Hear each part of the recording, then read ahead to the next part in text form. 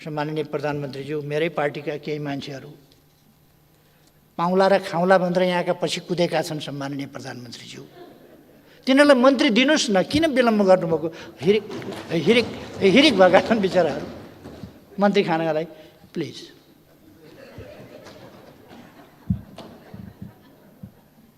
यति त गराइसक्नुभयो, पछि त लगाइसक्नुभयो, पछि पछि हिँडेका छन्, कुद्या छन्, फ्याँ फ्याँ फ्याँ फ्याँ स्वाँ गरेका छन्, मन्त्री खान पाऊँ भनेका छन्, बिहान बेलुकै चाकरीमा हाजिर भएका छन्।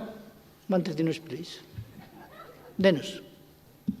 मेरो दलमा अलिकति घाटा भए पनि सौँला बुझाउँला। जालझेल षड्यन्त्र टिग्डम गठबन्धनको संस्कृति त्यसले हटाएको थियो। त्यति बेला मैले त्यस बेला भनेको थिएँ, म झ्यालबाट होइन, जस्केलाबाट होइन, छिँडीबाट होइन, भेन्टिलेटरतिरबाट होइन, कि भेन्टिलेसनबाट होइन, म मूल ढोकाबाट, मूल बाटोबाट, मूल गेटबाट, मूल ढोकाबाट आउनेछु। फेरि पनि सुनिराख्नु भए हुन्छ। पहिले पनि मैले भनेको थिएँ, फेरि पनि सुनिराख्नु भए हुन्छ। असाधारण जनमतका साथ फेरि पनि मूल बाटो, मूल गेट, मूल ढोकाबाट फेरि पनि प्रवेश गरेको छ। जनताले भरोसा गर्ने संस्थाहरू राज्यका विभिन्न अङ्गहरूका बीचमा सन्तुलन र नियन्त्रणको स्थिति असन्तुलित नहोस्। कुनै पनि अङ्ग र निकायले आफ्ना सीमाहरू उल्लङ्घन नगरोस्। मेरो चिन्ता त्यसमा छ। मेरो चिन्ता लोकतन्त्रमाथि छ। लोकतान्त्रिक प्रणालीका विभिन्न संस्थाहरू आफ्ना मर्यादा र ठाउँमा बसेर काम गरून्। मेरो चिन्ता त्यस कुरामा छ। अहिले के गर्दै हुनुहुन्छ? सत्ता परिवर्तन हुने बित्तिकै, सरकार परिवर्तन हुने बित्तिकै, परिवर्तित सरकार, अर्को सरकार बन्ने बित्तिकै सत्ता पक्षका नेताहरूले यसै रोस्टमबाट भन्नुभयो, होशियार, म आगौँ, मसँग नखेल नत्र भन्नुभयो। मलाई थाहा छ उहाँले विगतमा लगाएको, देशमा लगाएको डढेलो म सम्झिन्छु। उहाँ आगो हो, थाहा छ, डढेलो लगाउनुहुन्छ, तर एक दुई बाल्टी पानीले निभाएको पनि सम्झना रहोस्। यस्तो डढेलो निभाउन ओर्न हामीलाई पनि आउँछ। तर प्रतिपक्षलाई धम्क्याउने, सरकार बन्दैछ बाबा,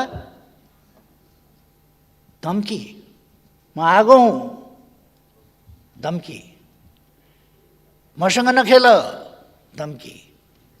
सरकारको न्यूनतम कार्यक्रम भनेपछि यो साझा सहकारी किन लेख्नु पर्यो? यो साझा सरकारको कार्यक्रम हो कि साझा कार्यक्रम हो? साझाको कार्यक्रम हो। संयुक्त सरकारको साझा। संयुक्त सरकारको भनेपछि त त्यो सरकारको त आइसक्यो त्यहाँ। साझा भए पनि, संयुक्त भए पनि, सगोलको भए पनि, जेसुकै भइसके पनि आयो। फेरि साझा। संसद छलेर।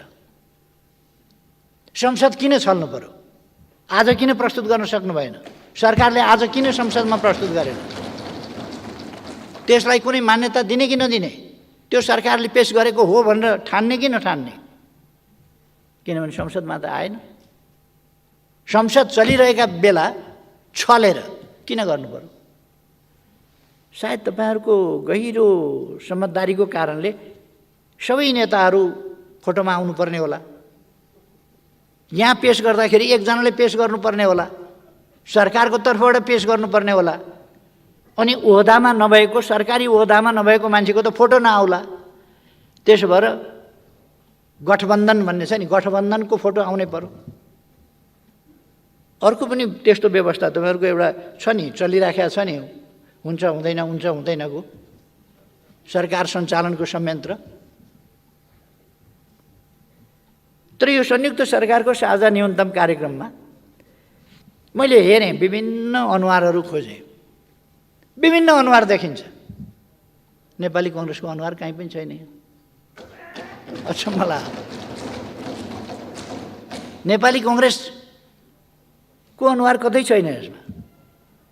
नीतिमा छैन, कार्यक्रममा छैन, केहीमा पनि छैन। एमसिसीको बारेमा त यो संयुक्त सरकारको साझा न्यूनतम कार्यक्रम, एमसिसी बिर्सिनुभयो क्या हो? एमसिसी त यहाँ त खै मैले त देखिनँ यता कतै एमसिसी छैन कहीँ।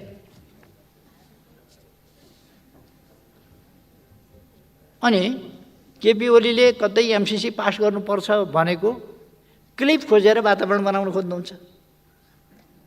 गाली गर्ने फेरि मेरै क्लिप बजाएर वातावरण बनाउन खोज्ने। तपाईँहरूको कार्यक्रम संयुक्त सरकारको साझा न्यूनतम कार्यक्रममा एमसिसी के गर्नुहुन्छ भन्नु परेन? चुपचाप लागेर नेपाली जनताले जान्न चाहेको छ। सम्माननीय प्रधानमन्त्रीज्यू, के गर्नुहुन्छ एमसिसी? तपाईँ त बहुत मजबुत प्रधानमन्त्री हुनुहुन्छ। 165 सिट तपाईँको साथमा छ, तपाईँको पछाडि छ, स्ट्रङ। कसैको सपोर्ट चाहिँदैन, कसैको मद्दत चाहिँदैन। त्यो 165 को सबल जत्थाले के भन्छ? एमसिसी पास गर्ने, फेल गर्ने। त्यही भएर म भन्छु जस्केलाबाट छिर्ने आदत नगरौँ। सरकारमा त छिरियो, सबै कुरामा जस्केला। संयुक्त सरकारको साझा न्यूनतम कार्यक्रममा लिम्पियाधुरा, लिपुलेक र कालापानी भारतसँग वार्ता गरेर फिर्ता ल्याउँछु भन्न किन सक्नु भएन तपाईँले? लिम्पियाधुरा, लिपुलेक र कालापानी भनेको समस्या हो भनेर समस्यामा राख्नुहोस्। समस्यामा के लिम्पियाधुरा, लिपुलेक र कालापानी समस्या हो? हाम्रो अभिन्न भूभाग, हाम्रो पवित्र भूभाग समस्या हुन्छ? स्पष्ट रूपमा हाम्रो भूमि हामी फिर्ता लिन्छौँ भन्नुपर्छ कि यो समस्या हो, समाधान गर्छु भन्नुपर्छ। बोल्न नसक्ने त होइन, कमसेकम मेरो विश्वास मैले लगाएको कमसेकम आरोप नि एमसिसी किन बिर्सियो भन्ने कमसेकम सम्माननीय प्रधानमन्त्रीज्यू ठोक्केर भन्नुहोस् त। एमसिसीको सम्बन्धमा यो नीति हो सरकारको, दिनुहोस् जवाफ। भन्नुहोस् लिम्पियाधुरा, लिपुलेक र कालापानी वार्ता गरेर फिर्ता ल्याउँछु। लेखाइमा तलमाथि केही भयो होला, यो हो नीति भन्नुहोस्। छिमेकी कुन छिमेकीसँग कहाँ कुन सीमा समस्या हो त्यो तोकेर भन्नुहोस्। असमान सन्धि कुन कुन भन्न खोज्यो हो? भ्रष्टाचार विरुद्धको कारबाही गर्ने भन्नुभएको छ। खुसी लाग्यो कारबाही थाल्ने र कारबाही अगाडि बढाउने भनेर, छानबिन गर्ने र कारबाही बढाउने भनेर राम्रो कुरा हो। यो अब साँच्चै हुन्छ कि त अगाडिदेखि त्यो भ्रष्टाचारका थुप्रै कुराहरू उठिराखेका छन्। उठ्या छ, क्यान्टेनमेन्टको यत्रो कुरा पनि उठेकै छ। यसपल्ट पक्कै पनि यत्रो गठबन्धनको सरकारले यस कुराको छिनोफानो गरेर नेपाली जनतालाई जवाफ दिनेछ। यो गठबन्धन अचम्मको गठबन्धन छ। कहिले 5 दलीय भनेर सुन्छु, पार्लियामेन्टमा दल हेर्छु, मेरो दल त त्यसमा छैन।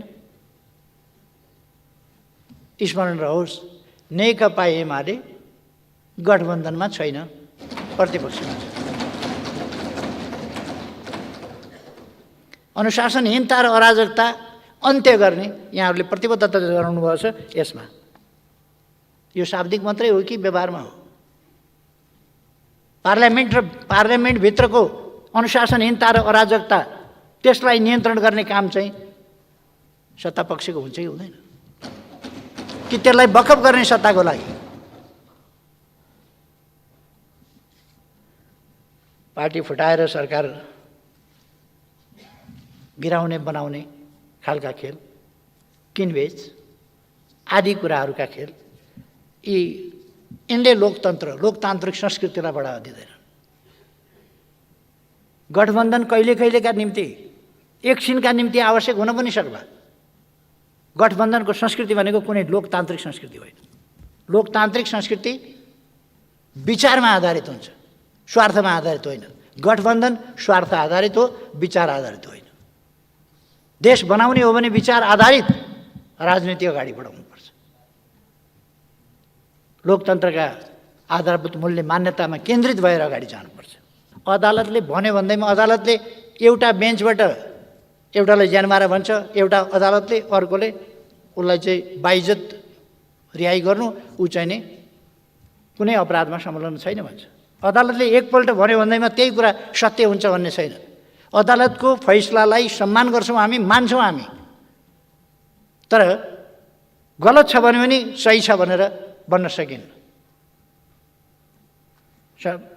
यसपल्ट सम्मानित सर्वोच्च अदालतले गरेको फैसला विधि प्रक्रिया तर्क संविधानका प्रावधान विपरीत छ, गलत छ त्यो। त्यसकारण त्यो समर्थन योग्य छैन। उनीहरूको गठबन्धनका नेता कार्यकर्ताहरू चुरे दोहनमा को कहाँ संलग्न छन् त्यो चाहिँ निकाल्नुहोस् न पहिले। यहीँ गोदावरी नगरपालिकामा को इन्भल्भ हुनुहुन्छ? तपाईँका मन्त्री इन्भल्भ हुनुहुन्छ कि हुनुहुन्न? सम्माननीय प्रधानमन्त्रीज्यू ढुक्काले भन्न सक्नुहुन्छ? को इन्भल्भ हुनुहुन्छ? त्यहाँ जङ्गल उजाड भएको देख्नुहुन्छ कि हुन्न? 2 रोपनी लिएर 100 रोपनी कब्जा गरेको देख्नुहुन्छ कि देख्नुहुन्न? चुरे दोहन, अरू यस्ता अनधिकृत दोहन, दादागिरी चलेको छ। गठबन्धनमा सामेल हुँदैमा दादागिरी चलाउन पाइँदैन, देशको दोहन गर्न पाइँदैन, अनधिकृत ढङ्गले देशलाई बर्बाद गर्न पाइँदैन।